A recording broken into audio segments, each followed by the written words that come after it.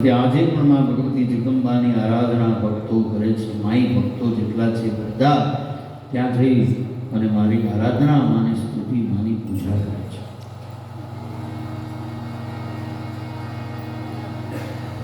ભગવાન શિવનો ક્રોધ શાંત થયો. બધા દેવતાઓ, દાનવો, કિન્નરો બધાએ પ્રાર્થના કરી.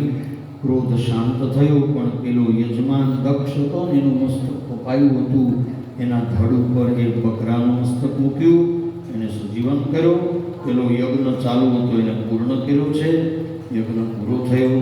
આ તરફ સતી એ પોતાનો દેહ પાળ્યો અને બળતી વખતે એ ભગવાનની પાસે માગ્યું છે કે જન્મ જન્મ શિવ પદ અનુરાગ.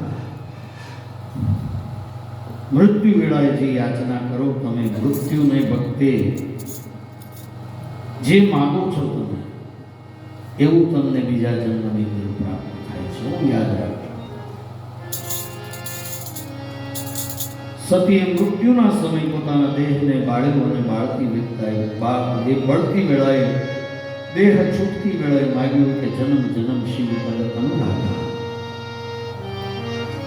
એટલે બીજો જન્મ એનો પર્વતરાજ હિમાલયને ત્યાં થયો છે અને હિમાલયને ત્યાં એનો જન્મ થયો. પર્વતને ત્યાં એનો જન્મ થયો એટલે એનું નામ પડ્યું પાર્વતી.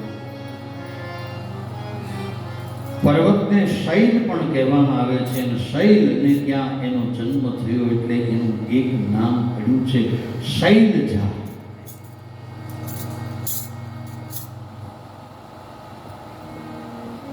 અને એ પાર્વતી નાની ઉંમરમાં ભગવાન શિવ પતિના રૂપમાં પ્રાપ્ત થાય એટલે તપશ્ચર્યાની શરૂઆત કરી છે. બાળપણ થયું,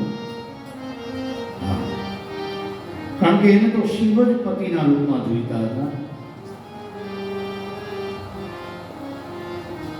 અને તો સ્વયં પોતે જગદંબાનું સ્વરૂપ છે એટલે એને તો ગયો જન્મ યાદ જ હોય. એટલે પાર્વતીના રૂપમાં એને તપસ્યા કરી છે. પછી તો કથા છે શિવ પુરાણની અંદર, બહુ સરસ એનું વર્ણન છે. શિવ પુરાણની અંદર, ભાગવતની અંદર થોડું થોડું છે, રામકથામાં પણ થોડું થોડું છે, દેવી ભાગવતની અંદર પણ બહુ સંક્ષિપ્ત વર્ણન છે. પણ શિવ પુરાણની અંદર બહુ સુંદર રીતે વર્ણન કરવામાં આવ્યું છે એનું કે એ પાર્વતીએ કેવી રીતના ભગવાન શિવની તપસ્યા કરી છે. કઠોર તપ કર્યું છે. ભગવાન શિવ પતિના રૂપમાં પ્રાપ્ત થાય એટલા. અને શિવજીએ પણ અનેક રૂપે એની પરીક્ષા કરી છે પાર્વતીની.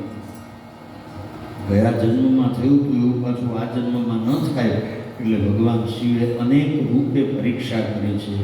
એકવાર તો ભગવાન શિવ સાધુનું રૂપ લઈને આવ્યા અને આવી અને શિવની જ નિંદા કરવા લાગ્યા. પોતાની નિંદા પાર્વતીજીની સામે કરવા લાગ્યા અને પાર્વતીજીને ક્રોધ આવ્યો. ખબરદાર જો શિવ નિંદા કરે છે મારી સામે. ઘણા બધા કટુ વચનો પાર્વતીજીએ શિવ નિંદા ન સાંભળી શકતા કર્યા. અંતે ભગવાન શિવ મૂળ રૂપમાં આવ્યા. પાર્વતીજી ક્ષમા માંગી છે. શિવ પુરાણનો પ્રસંગ છે બહુ સરસ મજાનો. પછી અંતે પાર્વતીજી એમ કે લગ્ન કરવાને લાયક થયા એટલે હિમાલય અને મેના દેવી એ બંને નારદજીને બોલાવ્યા અને કહ્યું ભાઈ જોતી જ રાખ મારી દીકરીને કેવું વર મળશે. અને ઘણા પૂછવા આવતા હોય છે જન્માક્ષર લઈને, જો તો અમારી દીકરીને કેવું પતિ મળશે. બધા લક્ષણો બતાવ્યા. વજનમાં હશે અને અપવિત્ર બધી વસ્તુ રાખે. પણ નારદજી એવું ફેરવીને વર્ણન કર્યું કે હિમાલય અને મેના દેવી સમજી જ ન શક્યા નારદજી શું કહેવા માંગે છે.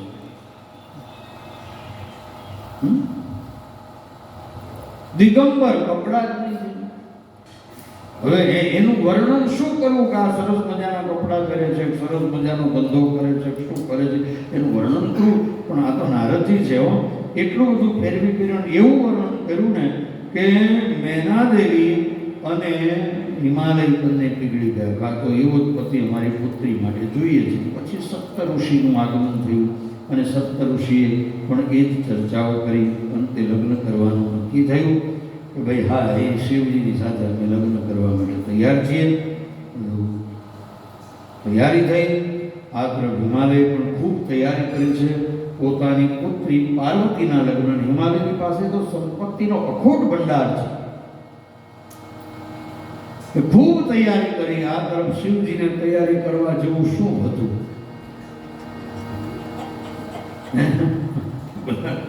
બધાને આમંત્રણ આપી દીધું કે આવી જાય સ્મશાનમાં. દેવતાઓને, વિષ્ણુ ભગવાન, બ્રહ્માજીને, ઇન્દ્ર, અગ્નિ, યમ, નિરુતિ, વરુણ, વાયુ, કુબેર બધાને આમંત્રણ આપ્યું. ઋષિઓને આમંત્રણ આપ્યું, સિદ્ધોને આમંત્રણ આપ્યું, ગંધર્વોને આમંત્રણ આપ્યું, કિન્નરોને આમંત્રણ આપ્યું, સર્પોને આમંત્રણ આપ્યું, બધાને આમંત્રણ આપ્યું. ભગવાનના લગ્નનો દિવસ આવ્યો અને તૈયાર છે ને બધા?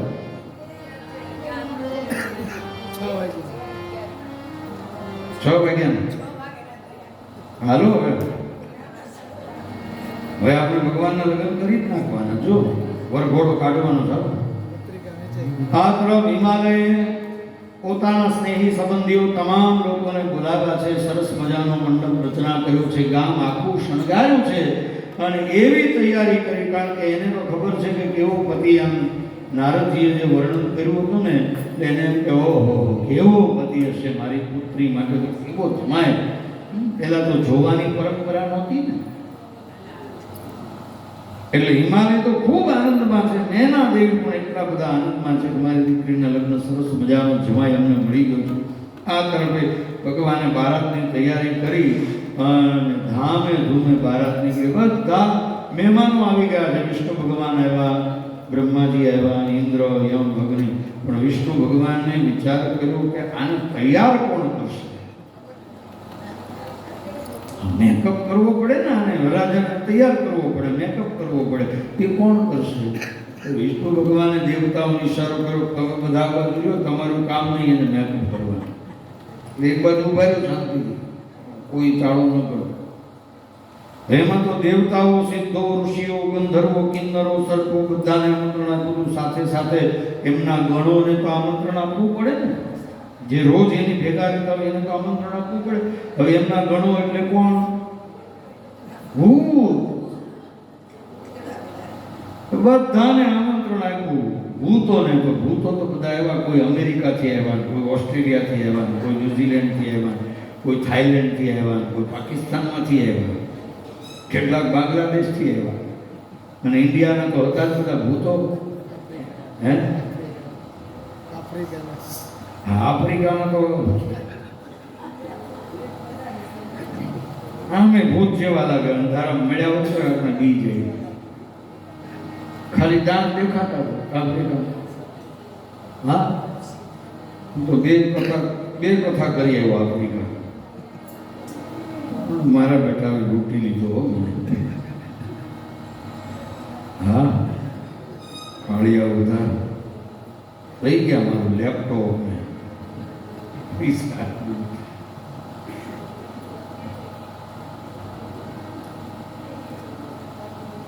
તો તમામ લોકોને બોલાવ્યા. ભૂતો આવ્યા.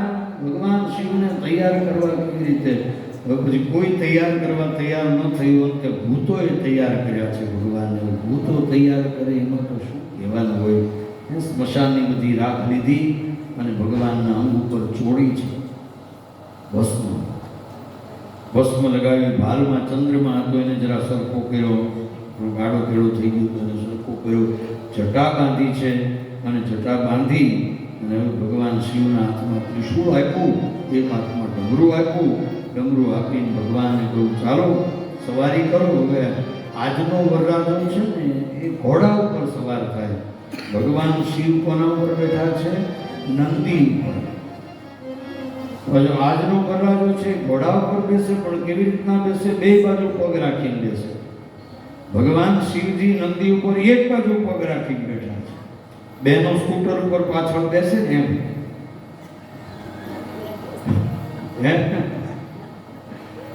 એટલે ભગવાન નંદી ઉપર આવી રીતે સવાર થયા છે. અને પેલા દેવતાઓ જોઈને વિચાર કરે કે આ વિષ્ણુ ભગવાન કે આમાં શું થશે કઈ નક્કી નહીં. એટલે ભગવાને બધાને ઈશારો કર્યો કે આપણે બધા આગળ રહ્યો. જો આ વરરાજો આગળ થશે ને તો તો પછી આપણું સ્વાગત કરવા જેવું કોઈ નહીં રહે. આ વરરાજાને આગળ કરશું ને તો આપણું સ્વાગત કરવા કોઈ જીવતા નહીં બચે, એટલે આપણે પેલા રહી આગળ. અને આમે બારાત હોય ને એમાં દુલ્હો પાછળ હોય ને બધા જાનૈયાઓ આગળ હોય. આ એક પ્રમાણ છે. જુઓ તમે કે સુખ હોય ને ત્યાં બધા આગળ હોય, પણ જ્યારે અર્થી લઈને જતા હોય ત્યારે બધા પાછળ દબડ જતા હોય. અર્થી આગળ હોય અને પાછળ બધા રગડ ધગડ પરાણે કેમ જતા હોય એમ જતા હોય. એટલે આનો અર્થ એ થાય દુઃખમાં તો હંમેશા માણસ પાછળ જ હોય છે, આગળ જતો જ નથી. સુખ હોય ને ત્યારે જ આગળ થાય.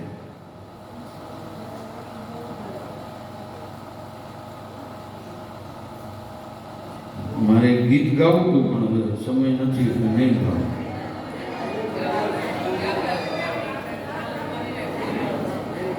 હેલો, હવે બારાત લઈને આવો હે. તમને એ ગીત તો આખું અદભુત છે હે.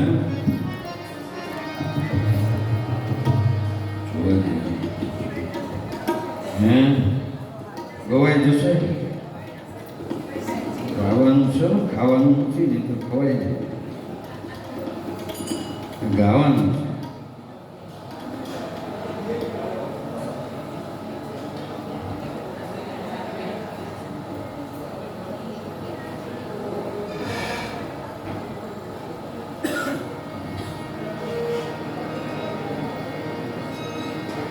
આ તો બહુ મોટી ચર્ચા છે. એક ડોલીની ને એક અર્થીની ચર્ચા છે. એક બાજુ એક ડોલી ચડી છે ને એક બાજુ એક અર્થી ચડી છે. આવડે શું?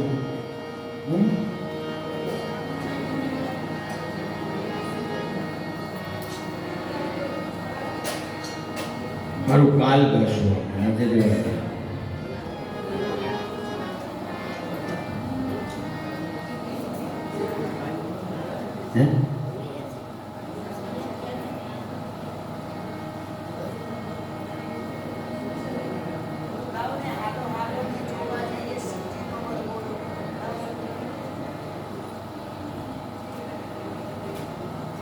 एक डोली चली एक अर्थी चली, बात दोनों में कुछ इस तरह से चली.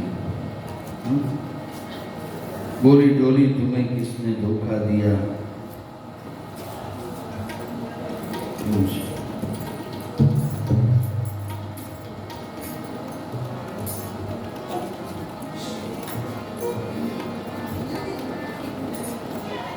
तू बता दे जरा मुझसे ये दिल चली कहाँ तू. આવું ભગવાન શિવજી ને તૈયાર કર્યા છે બધા ભૂખડાઓ. એ ગીત કાલે ગાશું, વાંધો નહીં, કાલે લેશું જરા અને આવતીકાલે એની ચર્ચા કરીશું. ત્યારે હિમાલયની અંદર ભગવાન એ પાર્વતીજીના પિતા યાની કે હિમાલય અને મેનાદેવી ખૂબ સુંદર તૈયારી કરી છે. અને આ તરફ ભગવાન શિવજી એ બારાત નીકળી છે. દેવતાઓ આગળ છે. આગળ સૌથી પહેલા ભગવાન વિષ્ણુ, બ્રહ્મા, ઇન્દ્ર, અગ્નિ, યમ, નિરુતિ, વરુણ, વાયુ આ બધા દેવતાઓ આગળ છે. પછી ઋષિઓ, પછી સિદ્ધો, પછી ગંધર્વો, પછી યક્ષો, પછી કિન્નરો, પછી સર્પો આ બધા છેલ્લે ભગવાન શિવજી છે. અને ભગવાનનો વરઘોડો નીકળ્યો છે. ક્યાં પહોંચ્યો વરઘોડો? હે હાલો હાલો ને જોવા જાય રે શિવજીનો વરઘોડો. જો ગાય હે અરે એવું છે.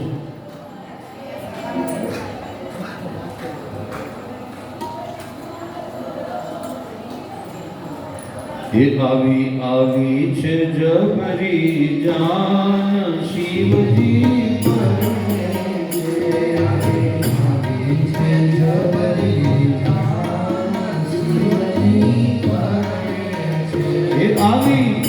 આવી છે જબરી જાન શિવજી પરણે છે.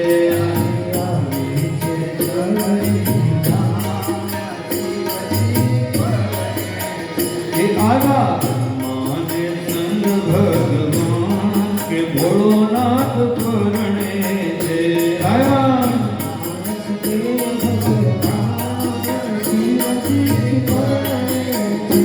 આવી આવી કે જગરી જાન શિવજી પરણે છે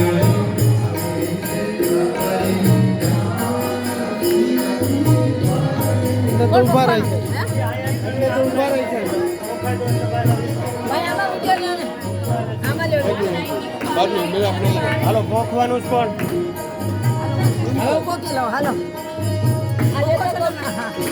હાલો બધા થોડા થોડા પાછળ ઉભા માથે ઉડી ગયો તમે એમ ભગવાન આવી પડી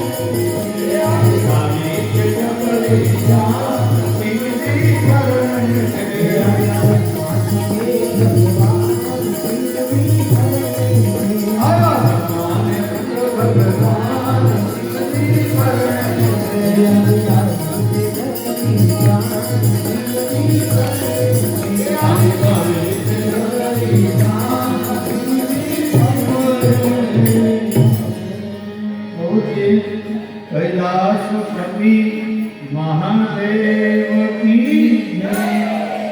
बोलिए जगत जननी जगदम्बा मात की जय।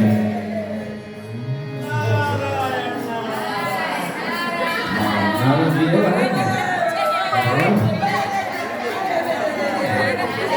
विष्णु भगवान राजा को नहीं लागे।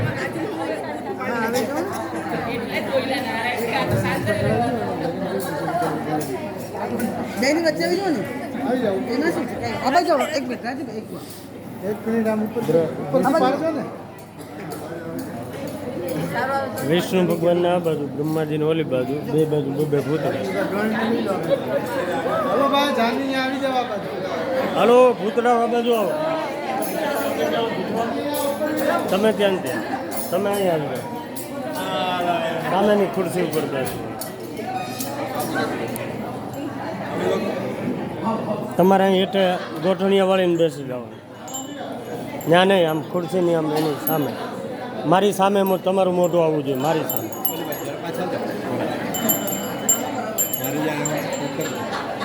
તમારે શું કહો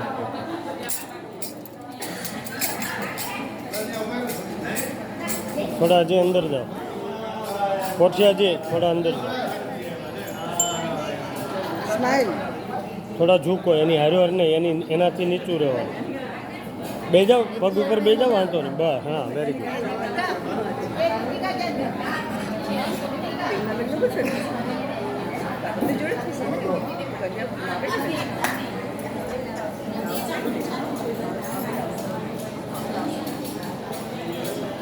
હર હર મહાદેવ